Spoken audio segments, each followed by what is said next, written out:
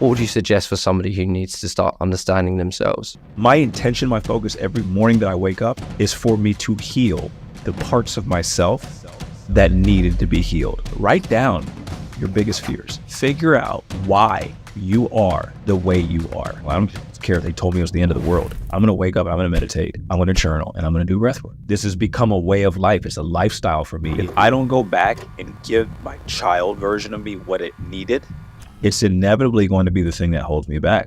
When I got done with basketball, I had rooted my worth in financial stability. Well, I was coming from a place of lack. So what do? I attract people in my life who are at that same frequency. I got involved with a business partner, and essentially we started doing business dealings. He was stealing everything from me. Everything was gone. I went to the lowest of the low. I woke up one Sunday morning and I'm like, I don't want to do this thing called life anymore. And I sat down to write a note to my son. And I imagined my son finding out that his father gave up on him. And that was enough. That was the beginning of my awakening.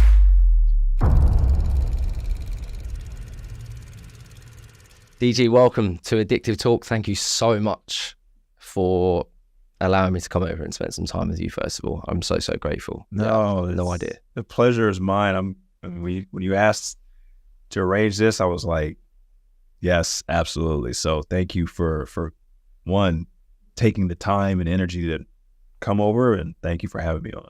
It's been amazing so far, but the idea of today is to get to know DG a bit more. Sure. Because there's beautiful philosophy in everything that you say and teach, and it's insightful and inspiring to all of us back in the UK, and I'm sure everywhere in the world.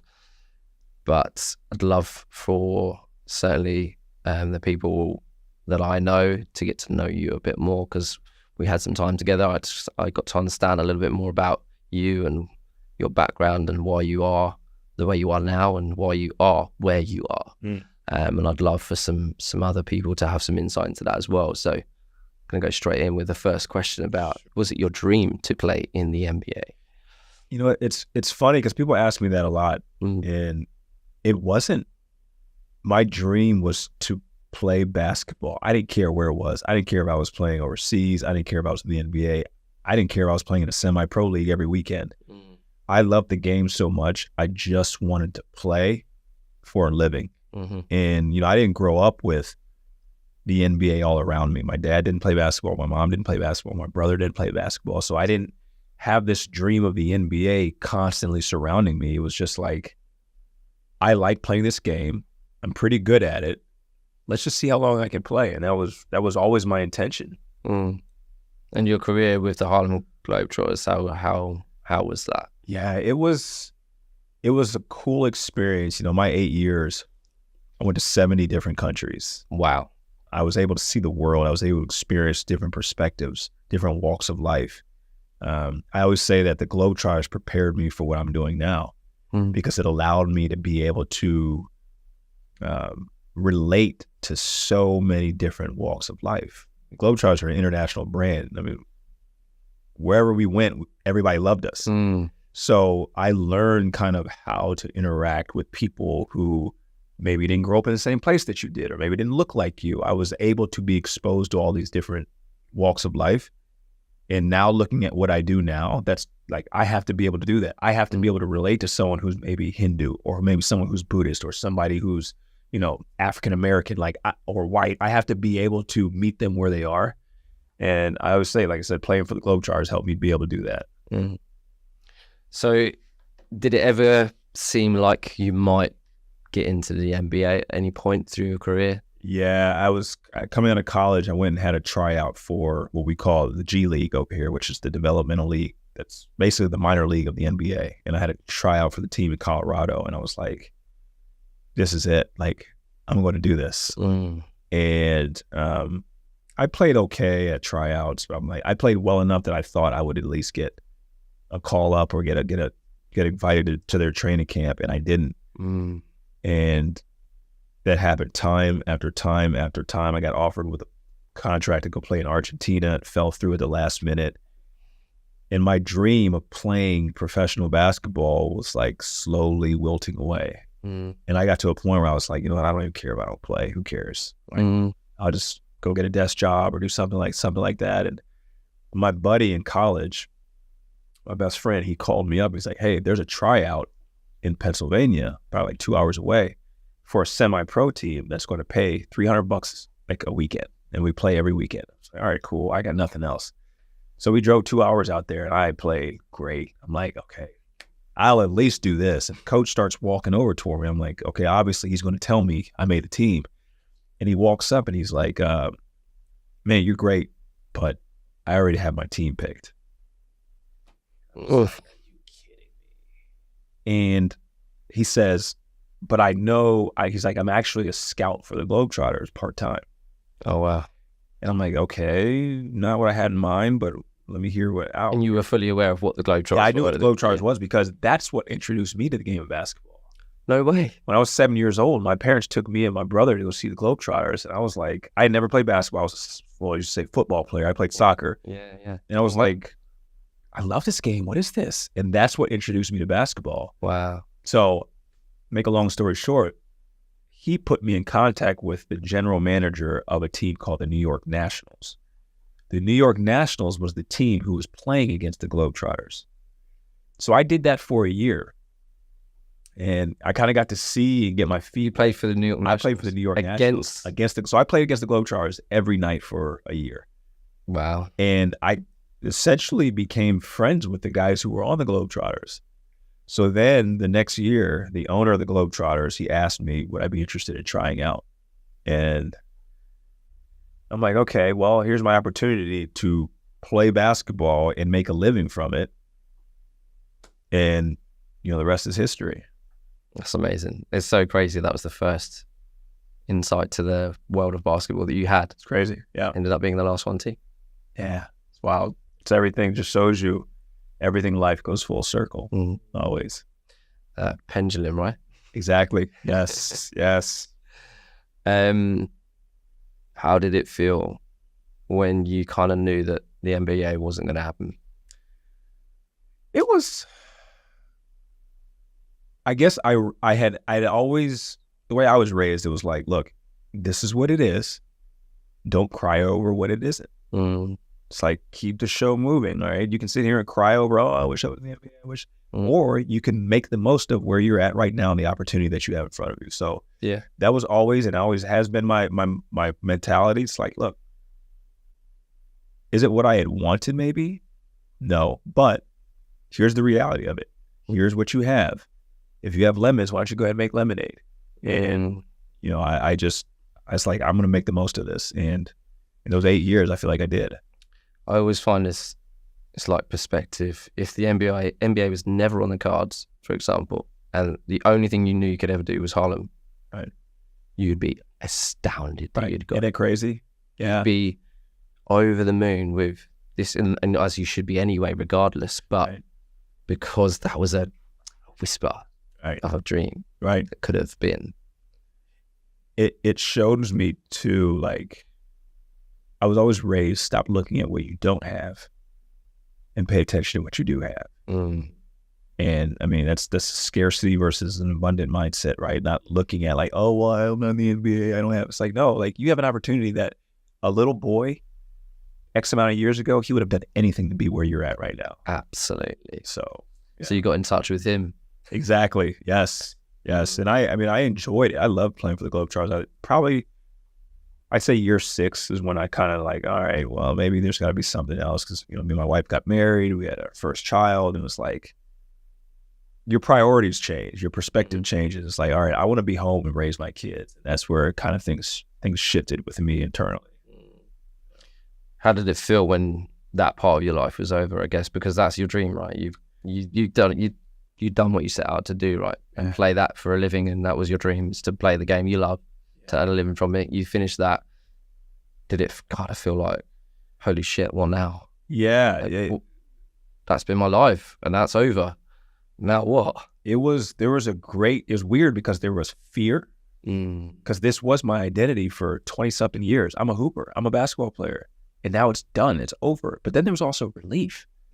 Like, okay, I don't know what's next in life, but there's something that's new that's coming. Like I can like recreate myself to be something new, whatever it may be. And like I said, it's the mix of fear, a mix of excitement, anticipation, which was confusing for me because I know nothing different. I had never planned for one day you're going to stop playing basketball. That had never crossed my mind. Yeah. So I said to myself, like, I don't know what I want to do, but I want to still be around the game. I feel like I have too much expertise, too much experience for me to just say, like, okay, I'm going to go get a job at a desk and be an accountant. Like, can I figure out a way to be around the game? Can I be a coach? Can I be a scout? Whatever it is, I want to be around the game. And that's why I started my company of skill development, teaching basketball players how to play the game of basketball. And that was like the next iteration of life. Yeah. You still doing that now? So I don't. I stopped doing that, the actual physical side of teaching the game, and started working on the mental side because, as you know, I realized, like, I don't care how skilled you are at basketball. If mentally you're a mess, your basketball game will suffer. So how about we figure out this, and then it'll make the basketball game so much easier. So that's where I spend a lot of my energy and time now. I love one of the things that you said about you'll never earn anything more than you feel worthy of. Yeah. And I keep seeing it reign true in lots of different areas. One, it reigned true in my own life, but there was perhaps a slight caveat is that you can attain it, but you cannot keep it. So in my life, I achieved great success, but I never kept it. And there's a football player called Dele Alli, who actually comes from the city that I live in Milton Keynes. And he went on to play in the Premier League, top flight football, for a team called Tottenham. Yeah. And I support Arsenal. That's our rivals. Okay. Yeah. So generally I hated him. But his career, he was, at the one point, he was playing for England, one of the best players in the world. And slowly his performances dropped, career dropped, got sold from Tottenham to another team, to another team, to another team. And he just came out on a podcast with another football player called Gary Neville, who played for Man United for his whole career, won everything, and now he's a TV personality mostly.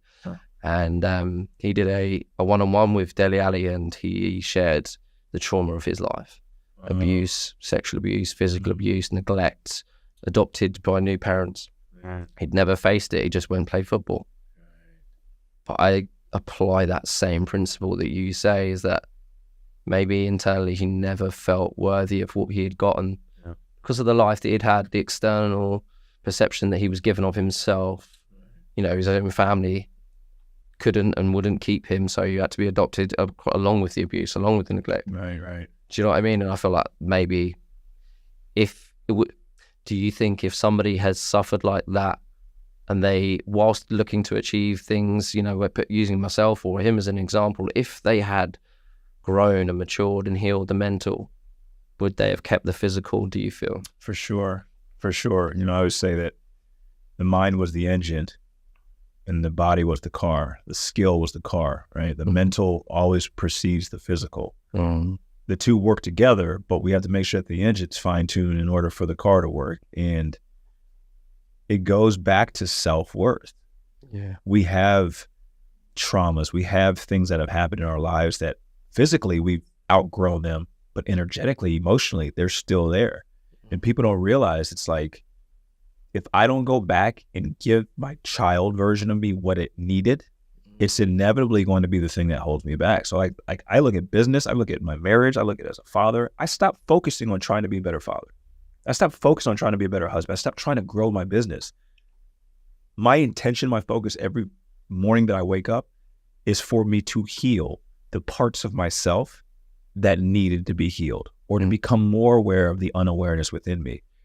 And subsequently, because of that, my marriage has gotten better. I feel like I'm more present, a better father. My business is growing.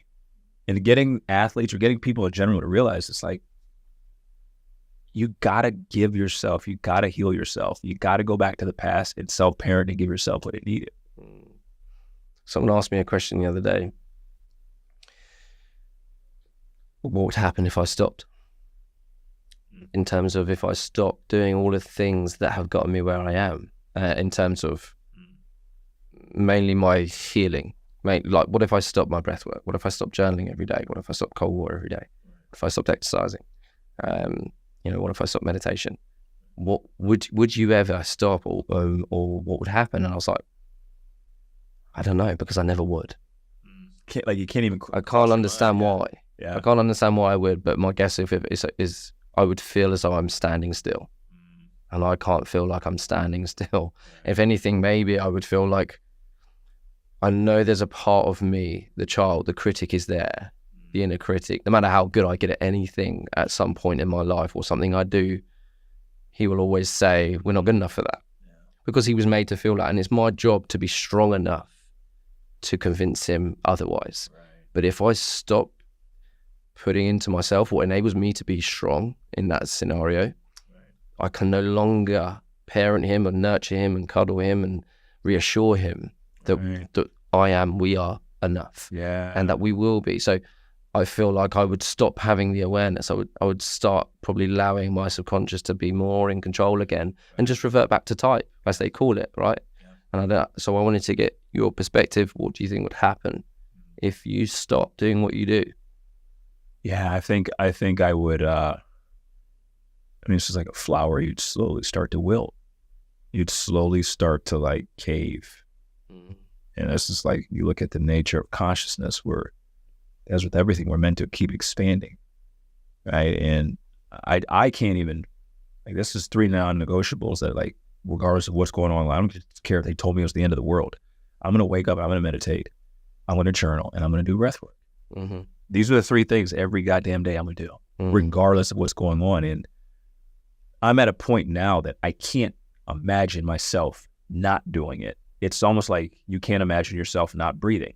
Yeah. This has become a way of life. It's a lifestyle for me. It is my way of being. So you get to a certain point and there is no turning back around. Like, I couldn't imagine stopping. I've had breaks from it now and again, like for a day or 2, if I'm not well, for example, physically. So if I've had a sore throat, it makes it more difficult to do breath work. And I've got a cough, I can't do breath work, and I won't do a cold shower because it's going to make me sicker. Right. Outside of that, I'm not stopping. Yeah. You know, and even when I'm sick, I'd normally try and do it anyway. Yeah. Or I'll pick up something else. So right, you'll figure out a way to like do something to keep you mindful. Yeah. For sure. Yeah. While we're on that, you said there are 3 things that you wouldn't do without. Because I feel like it's very easy to communicate with everyone about the philosophy that you have around healing, around the universe, and how we fit into it, and that life is mental. And it's easy for you to do that now with the knowledge that you have. But what I think is harder, perhaps, for people to obtain is, what can they physically do? What can they physically do every single day? You mentioned 3 already. What would you suggest for somebody who needs to start understanding themselves? Where do they start? Yeah, I always say bare minimum, because sometimes meditation takes time. Breath work is something that's like maybe next level. Journal. Write down how you feel every morning. Write down what you're thinking. I write down every day what I'm feeling, what I'm thinking. I don't care if I'm thinking about eating a hot dog. I'm writing it down, because what it's going to do is it's going to help me to become more aware of what's going on inside of me. Yeah. What are my thoughts doing? What are my emotions doing? And then what's going to end up happening is, over time, because you're so aware, you start your day at that awareness. Now when something happens in the day, instead of you being triggered unconsciously, you'll have the awareness that, oh, this bothers me. Yeah. Oh, I feel this way about her. I feel this way about him. And it won't be the unconscious ego. So I always tell people, bare minimum, journal every day. Write down your biggest fears. Write down your biggest insecurities. Yeah. Figure out why you are the way you are. Go on a hunt to learn yourself. And when you find yourself, you'll see life continue to expand and blossom. You must have had an incredible cause to have the effect of where you are now. So what was the cause that made you? Yeah. I've always been inquisitive. I'm a Sagittarius, so I'm like seeker of knowledge. I want to know more. Mm-hmm. But I had rooted my worth, when I got done with basketball, I had rooted my worth in financial stability. So I think I have to make a certain amount. I got to drive this car. I got to have this house, and then I'll be enough. Well, it's coming from a place of lack. So what do? I attract people in my life who were at that same frequency. I got involved with a business partner, worth hundreds of millions of dollars. He was coming from a place of lack. He was coming from a place of his wounded inner child. And essentially we started doing business dealings, and he was stealing everything from me and committed fraud. I mean, to the point where I had nothing, like zero. I had no money left, not to my retirement, savings, checking account, nothing. Everything you done. Everything was gone, literally gone. And I'm not like being like facetious. No, it was literally gone. I woke up on Christmas morning and I got an alert from my bank that I had negative $135 in my account with no money coming in. And I'm asking myself, what the And I went to the lowest of the low. I mean, my marriage started to suffer because my wife was like, this was your business partner. What's going on? And I woke up one Sunday morning and I'm like, I don't want to do this thing called life anymore. I'm done. I'm finished. I'm not going to keep, this is life. I'm not doing this. And I sat down to write a note to my son and my family. And I imagined my son finding out that his father gave up on him. And I could feel his pain. And that was enough for me to like stop writing a letter. Like I got to figure something out. And I always tell people, if that did not happen, I'm not sitting here with you right now, because that was the beginning of my awakening. Call that in the recovery circles, the internal snap. Yeah. It was that snap. And we call that like the pivotal moment where someone decides to get clean or decides to change their life. It's like you have a choice. You reach that point in your life with addiction where I've got two choices right now. Yeah.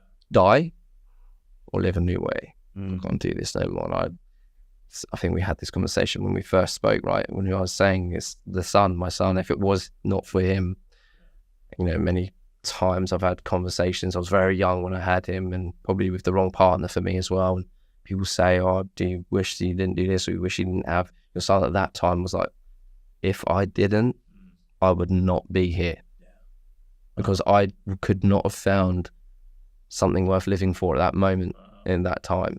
He was enough, I at that time didn't feel enough. I didn't feel worthy of anything right then, but he deserved more. It just shows you too that everything is helping you to get to the next thing. Like you saying that, like, oh, I maybe had him with the wrong partner, but if you hadn't had him with the wrong partner, you wouldn't maybe be alive right now. Like, no. So no, I wouldn't. Yeah, 100%. It's crazy to see, like, and now I can tell you at this point, like, because it's 5 years now. It's been 5 years. That had to happen. Yeah. It had to happen for me. Like, I had to go through that because there was so much more inside of me that I would have never gotten to if I had not had this sacred wound. Mm-hmm. That wound was actually the beginning of my healing journey. You reached the bottom. You reached the bottom of your rhythm, right? You'd gone up. Basketball ended. Time to go back down. Yeah. So I've got to find a new way back up, because the other way I had is done. Exactly. But some people get there and unfortunately it doesn't happen for them. And they take the other route. Unfortunately, neither of us did, and we're in that situation. But I'm hoping that people can listen to this right now and know that if they are feeling like that, stick around. Yes. Just one more, I would say, like, just one more day. One more day, that was it. If I can just one more day. One more day. We'll worry about tomorrow when I get there. But let's just get through today. Mm-hmm. And then you'll see that it starts to add up. You start to gain momentum. You start to get a little bit more encouragement. Mm-hmm. And you'll look back at how far you've come and like, man, I can do it. I can keep going. Mm-hmm. Yeah. What was the start from that point? So that's the pendulum going down, right? What was the start of it going back up for you? What was the from the physical world perspective? What did you need to do around you? Yeah, to pick yourself up from that? Because money, you need it. Right. I want to talk to you more about that money as well, actually. But yeah, what did you do? I think I really, so that was in like June of 2019, and then in January of 2020, Kobe Bryant died. Kobe was like, I feel like he was our soul brother, right? Mm-hmm. And when he died, the next day, it popped up on my phone, Kobe's top 14 books that he's ever read.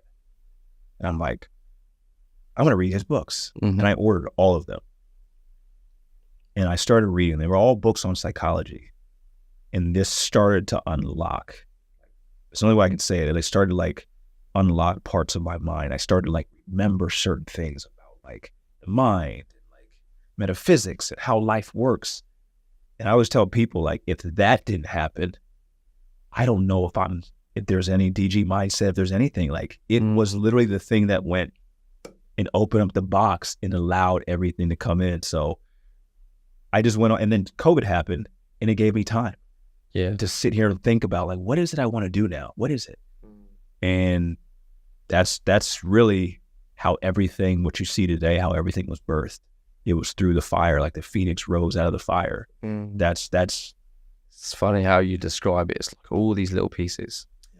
All these little, like even going back to you coaching after a while, you know, that's in a sense helping. Right. I'm helping. Right. I'm nurturing others. I'm guiding them. It's already there. Yeah. Yeah. It's to me, my mom used to tell me this when I was younger. She's like, you won't see the dots that are being connected until you look back. You can't see them on the front end. To me now, the awareness that I'm at, it's cool to see the dots and where, like, I don't know where it's going to connect, but I know this dot's about to connect to something else. And this is, to me, the beauty and the miracle of life. And you look back and you're like, man, everything was exactly the way it was supposed to be. Why was I ever worried?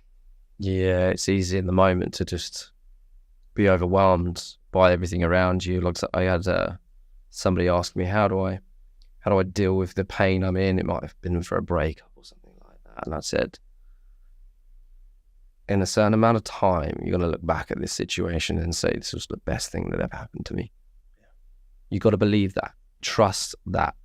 And I look at in my own life, and I lost, I'll in symmetry to what happened with your career in basketball, my career with my own business, you know, ended probably around a similar time. And I'd invested everything into that. You know, my worth was in that, as we spoke about yesterday. And when that was over, I was like, this is the worst thing ever. I want to die. I do not want to be here anymore. I lost everything I built. Every bit of worth that I had was in there, you know. And then when that was gone, it was like, well, like, if this is life, I'm fucking out. I'm out. I can't do this. I can't feel this pain because it feels like I'm dying anyway. Right. But I look back at that situation now.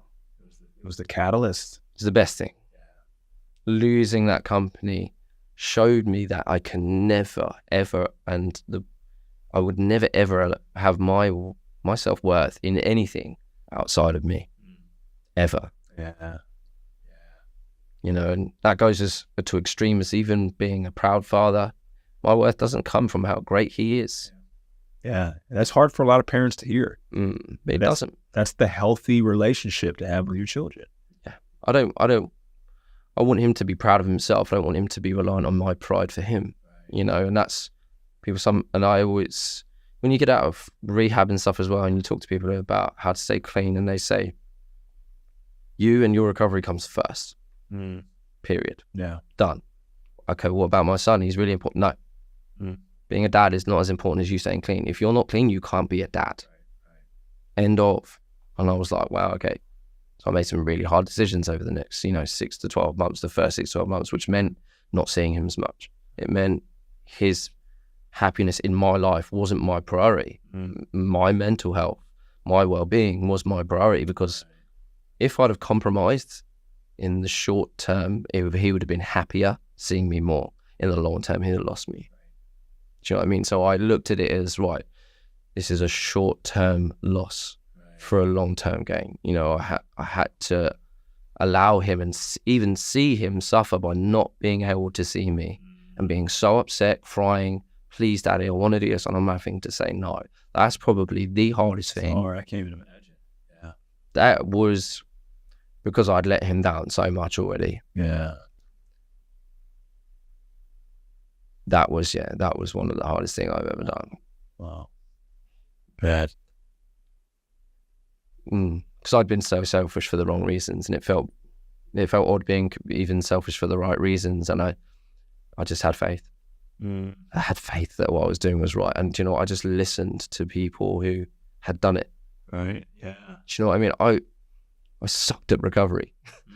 I was no good at staying clean or from using drugs or drinking alcohol. I tried my way for 5-6 years and failed. This person, these people who I trusted, who I'd met through recovery, had said, this is what you got to do. And I just took it literally and was like, okay, I'm going to do I'm going to do it. I'm going to do everything you say, I'm going to do it. And then my journey led me to obviously seeing things that you were saying. And it was just like, this guy says everything that I think and feel. This guy's putting into words what I have not been able to describe, what I actually didn't know, even in myself. When I was hearing some of the things, I was like, yes, everything. This is it.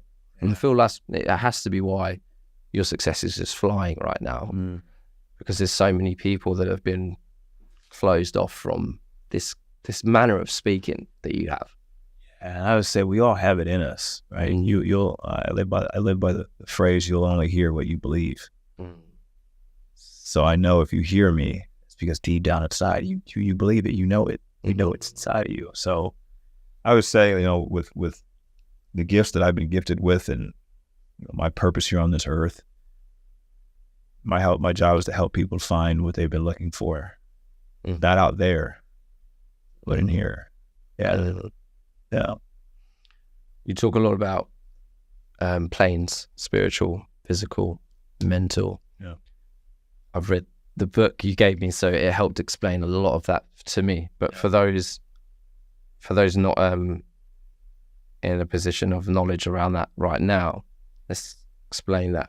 Can you explain that for them? So think of it like this. We live on 3 planes of existence, right? Sometimes in Hermetic philosophy, they refer to it as the 3 great planes: the spiritual plane, the mental plane, the physical plane. Spirit, mind, body. Well, we don't get taught this. So we think that we're our body. You're not your body because you can observe your body. And if I can observe my body, that means I'm not my body. Just like when I look at a tree, I'm looking at the tree. So that's why I know I'm not the tree. The same goes for our thoughts. You can observe your thoughts. If you meditate and you're to have a level of awareness, you will have, oh, wow, I just thought that. Yeah. That means you're observing your thoughts. So you're not your thoughts. So it's like, what are we? You are the supreme awareness on the spiritual plane, consciousness, being, whatever you want to call it, that's aware of everything. But most of us think that we are our thoughts. We think that we are our body. We think that we are our jobs. We think that we are our kids. We identify with all of these physical things, which is what the ego does. And we never get to a level of awareness of what we actually are. So when I'm speaking and I'm saying things to people, I'm speaking from the spiritual plane. But people don't realize it because they're hearing it on the physical plane, but it resonates with people because it's coming from the pure thing that we all are. Yeah. So it's almost like a beacon, like Batman's like his light that goes up in the sky. So to call Batman, I'm speaking from a plane that, oh wow, like yeah, this resonates. Yeah, it's because I'm talking to your soul, I'm talking to your spirit right now. Yeah. So yeah, I love that. Speaking of the physical world, we talked about money, and I did say I wanted to come back to that with you. How do you feel about money in today's society? I used to have a really unhealthy relationship with money. My relationship with money was like, it was going to define who I was. And I could never get enough of it. I could never keep it. I needed more. And now my relationship with money is, it's not fucking real. Yes. It's not real. Like, I'm so glad that's what you said. Like, it's not real. It's literally like a mind-made concept. It's made up. It's made up, literally. I used to travel all around the world. I'd get dollars from South Korea, or I go to, I get pounds, and I can't use them here in the U.S. What do? I just throw them away. I don't. Whereas it's worthless here. It's worthless. So I'm like, oh my, it's not even real. It's just paper that we have essentially skewed people's perspective to make them think it's worth something because it has a certain number on it. It's not real. So now my relationship with money is, I realize in this 3-dimensional world, you got to play the game. I look at money as a value exchange. Can I create enough value in this world so that when it comes back to me in the form of money, it will allow me to create more value And now I use it as the catalyst for me to like expand what my mission and what my goal is, as opposed to I want a Lamborghini, I want a Ferrari, I want people to see me, I want like, it's not real. Do you think that's what your relationship with it was before as well? Is I want to have money so that people can see me? That was exactly why. I used to tell my wife, like, I'm going to buy a Lamborghini. She's like, why? And I sat and thought about it one day. I'm like, so when I pull up at a light or a restaurant, people be like, damn, who is that? And I'm like, I sat and thought about it. I'm like, you really don't want the Lamborghini. You want people to approve of you. Yeah. You're just using your egos, unconsciously using the Lamborghini as the reason why people will approve of you. And I was like, why do you feel you needed that? That was the little boy inside who didn't feel like he was enough as he was. So maybe this Lamborghini will make him enough. Maybe these millions of dollars will make him enough. Maybe all of these things will make him. And the ego's like, okay. And it sinks its teeth into it. It develops attachment to it. And now, like I said, I look at money. I started to look at money as a person. Is this a healthy relationship that I have with this person right now? Yeah. No, you're obsessive. You're a creep. You hoard it. You're weird about it. Stop. Like, they'd be like, what are you doing? Like, so like I said, my view of it now has changed 180 degrees. And now I just look at it like, okay, I'm going to produce as much value as I can to help the world. And then however that value exchange comes back to me, maybe it comes in the form of money, maybe it comes in the form of time. I don't know. But whatever comes back, I'm going to now use this to give even more value. And it's become a means to help the mission. Do you think your wife asked you that question because she could see what you couldn't? I think so. Yeah. You were already enough. Yeah. I believe she asked that. Maybe she did it unconsciously. Maybe her higher self knew, but like she was asking to say like, do you even know really why you want it? Yeah. Why do you need it? Yeah. Like, I love you as you are. Right. That car doesn't make me love you anymore. So why do you need it? Yeah. Why don't you see you the way I see you? Right. And she says that all the time. Yeah. I wish you saw you the way I see you. My girlfriend said that to me yesterday, day before we met, because I was having a little bit of nerves in meeting you. And she said, I wish you could see what I see when I watch you. Yeah. Like, you should have no fear around this situation. And she's right. Of course she is. But it's beautiful to have a woman behind you like that, right? For sure. For sure. I would say your soulmate always knows what's best for your soul. They know when to say it. They know how to say it. Yeah. They say the right thing exactly the right time. Yeah. I'm fortunate to just starting to experience that in my life. So that's awesome. So money was a dependency that you had. Sure. You got rid of that. Yeah. Has there been any other dependencies in your life that you've had over the last, 5 years that you feel like you've worked through them and you've developed a different relationship with them, those things or people or even? Yeah, I think for the longest, it's all relatively, it was with Globetrotters, you're kind of out there, people see you, they know who you are. I didn't have social media then. Right. And now over the last, 6-7 months, social media following has expanded rapidly. I've started to see myself wanting to please, making sure that like people are happy and like, hey, is this a good post? Is this, and it's this approval thing again coming up. And it's really, it's helped me to be able to see like there's still more work below the surface we have to do. So something that I'm working on, I'm constantly working on is like you don't need people's approval for you to be enough. No. You don't need people's approval for you to be worthy. You needed your approval. And that's the journey that I'm on, of constantly giving myself what I know I need. Yeah. Yeah. So the relationship with social media was becoming obsessive, do you think? Oh, for sure. I'm aware enough to know it. Yeah. But it happens so subtly. It's like, oh, that post only got this many views, or that only did this, or I didn't get as many followers. And you start to realize that this creates like this dependency of. Yeah. It's like an addiction. Seriously, yeah. Exactly the same thing. It's no one just is an addict day one, right? No, right. slowly starts it takes a little piece of you every day, and before you know it, you're waking up and you're looking at your phone, and it's the first thing you check for to see how well something's done. And it's why I started my social media after a year of being clean, and then after a year, it started to go really well. It's up to like 120,000 followers on TikTok, and I was like, and after halfway through that, I had a little 2-week period off because I realized I was only doing it because I wanted to be famous. Wow. I started it because I wanted to help people, but then it suddenly became about, as soon as I saw it going, like, I was like, I just envisioned all of the lights. Wow. You know, the red carpet, and that was all I could see. And it was like, I need to put that down.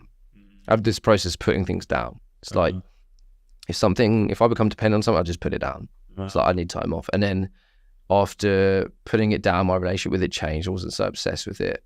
And then I was in relationships, and I realized through the traumatic relationships I was in that I shouldn't really be helping anyone right now. I've got to put it down again. So I had another year off. So I had 1 year off at the start of my recovery. I didn't have social media because I was like doing me. Then I came onto it. I had my relationship. I couldn't have a healthy relationship with it, you know, so I had to put it down. Great awareness to be able to do that, though. But yeah, I look back and now, even when I come back to it now, I could see the behavior creeping back. It's still there. Yeah. But if I'm not aware, I'm on my phone. But now it's only through practice. Like, I tried something else at first as well. I was like, right, I'm going to get 2 phones. But that didn't solve the problem. That made the physical situation easier for me, because then I couldn't. So I would be at home, I'd post, and then the phone would go away, and then when I'm out. But then I haven't learned anything, right? Right, yeah. I've not got any better. So as soon as so then I was like, yeah, that's not teaching me anything. I haven't grown. All I've done is made the physical world easy for me to manage the situation. My mental thing is still there. Still there. So I was like, right, no, I'm going to have it on my phone, and I need to find a better way of dealing with this. And even over the last couple of months, I've just kind of allowed myself to look at it once or twice a day, apart from posting days, because I just want to see statistically how things are going. But outside of that, beyond that day, I don't look at my social media now. Wow, I'm to the point now where it's like, I know what the reason is, and I'm like, thank you, social media. I have work to do. And now I'm to the point where I go on there, post, somebody on my team does it, but energetically, there's not the same tie to it at all. And now we can have a healthy relationship via social media. Yeah, that's good. Yeah. So probably one of the last questions now. You're helping so many people with what you're doing. And I imagine you're seeing patterns in the behaviors of people that you are helping in terms of what it is they need help with. Yeah. What is the biggest problem that you can see with humanity, with society, with relationships, with people's relationships with themselves? What's the biggest problem you can see right now? We all have this wounded inner child inside of us. Mm. We all have something in our past that we have not reconciled, that we had not healed, that's preventing us from moving forward in life. You know, me wanting a Lamborghini, that was an inner child. My relationship with social media, that was an inner child.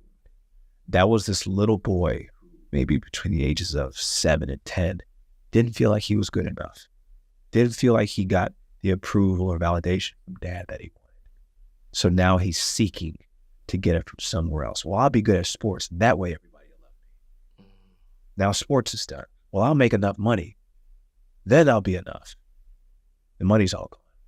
And it's constantly seeking. I realize that I'm 40 now. I realize that 39, 38, I got to go back and give that little boy what he needs. He needed to know that he was enough. He needed to know that he was safe. He needed to know that he was heard, that he was seen. I got to go back and give it to him, because here's the reason why. I'm the only one in this universe who knows exactly what he felt, because he was me. But it's painful. Yeah. It's triggering. It stings. It sucks. And what I'm learning, what I'm finding with all the different walks of life, doesn't matter what your religious background is, doesn't matter your beliefs, doesn't matter where you live at. I'm finding that we all have these wounds inside of us, but we never got taught how to heal them. We never got taught that we had to go back and self-parent, meaning we had to give our child inside of us what it needed. We had to do it. Yeah. I would say till I'm going to help people and show people how to heal their inner child. Mm. Because this is really how we make this world a better place. Yeah, I hear that. I can relate to that for 100%. And maybe why I connected so much with everything that you're saying and have been saying, because it was like, yeah, you what I'm trying to do for myself, you're doing it, or I've done it. And you're saying it in a way that I have not been able to articulate myself. But I know I'm doing it for a reason, but I can't see, I don't know why but I know it's helping. I know it's making me better. You know, the inner child stuff it's frustrating when you're trying to explain inner child to people and it's like, oh, that was my childhood. That was, I've moved past that. Or it's even, what do you mean inner child? It's like, that's how oblivious we are. And almost as if people think that, what a load of nonsense that you're talking about. Yeah. And if you look at it, if you look at our school system, think about our school system. Why is it so long? There's no other thing in life that you have to do for that long. Mm. It's because we need to make sure we have enough time to indoctrinate you and essentially desensitize you so you don't even have an awareness of the inner child. Imagine if school's taught how to heal your inner child. What this world would look like. I've expanded and grown this much, this fast, because I've made it an intention to heal my inner child. That's it. That's like, I try to tell people like, oh, how do you manifest and create? You know what, go fucking heal your inner child. That's how. Yeah. That's how, because the child was the one who was using the imagination. The child was the one who was the dreamer. The child was the one who believed it could be something more than what it was. Mm. So now you may be 35, 40 years old and you don't believe that you can get that job. That's because the child inside didn't think it was worthy or even capable of getting that. But if I go back and heal him or heal her and get him to see like, oh, wow, I can do anything. Now watch what happened at age 40. You'll be able to do it. I love it. Well, listen, DG, thank you so much. It's been an absolute pleasure. And as always, so eye-opening listening to you speak. So I hope everybody else loves this, because I'm sure they will. But yeah, thank you for having me. Well, Zach, I appreciate you for having me on, man.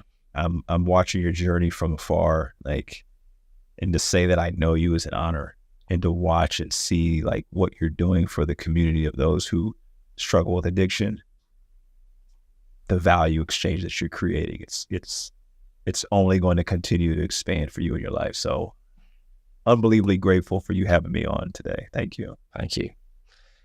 That was awesome.